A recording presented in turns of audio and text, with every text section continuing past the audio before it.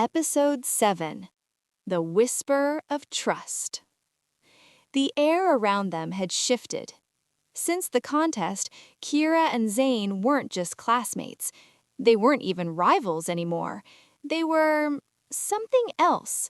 Something undefined, but delicate and growing, like sunlight pushing through morning fog. That afternoon, they walked side by side down the school hallway. Their hands didn't touch, but every time their arms brushed, Kiera felt her heartbeat echo in her ears. Zayne said little, but the quiet glances he sent her way spoke volumes.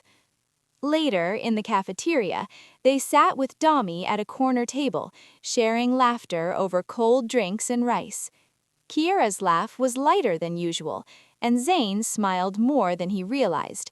Even Dami noticed. She kept nudging Kiera with knowing smirks. Then it happened.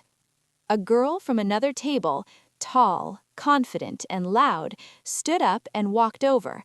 Her eyes were locked on Kiera. "I know you," she said, loud enough for the nearby tables to hear.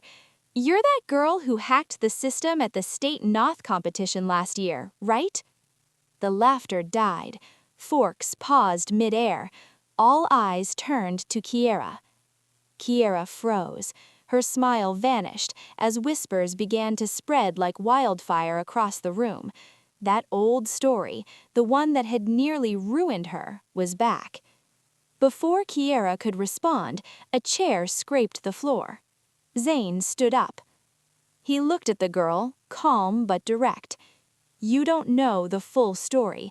That rumor was never true," he said, his voice strong enough to hush the crowd. "But even if it was, she still earned more respect in a week than some people get in a lifetime." The girl blinked, caught off guard. "I was just asking." Zayne didn't flinch. "Then ask quietly next time." Murmurs filled the air as the girl scoffed and walked away. Kiera stared at him, stunned. No one had ever defended her like that. Not like that. Not openly. Not boldly. Zayne sat down again, his voice softer now. "You don't owe anyone an explanation, Kiera, especially not people who don't know you." She didn't reply. Her throat was tight, her heart full, but the look in her eyes said everything. Later, beneath the tree near the school fence, they sat together in silence. The sun filtered through the leaves, casting gentle shadows on the grass.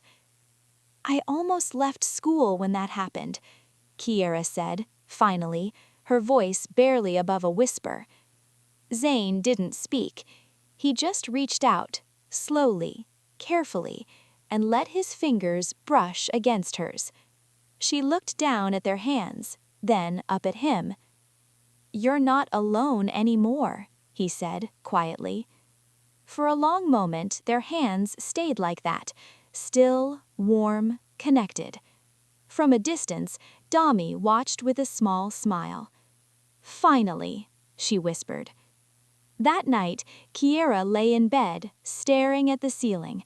She could still feel the warmth of his hand, the way he looked at her like she mattered, like she wasn't her past or the rumors, but just Kiera. Her phone buzzed. "Zayne. If they talk again, I'll be louder. Sleep well, Kay." She smiled, holding the phone to her chest. Something had changed, and maybe, just maybe, it was the beginning of something real.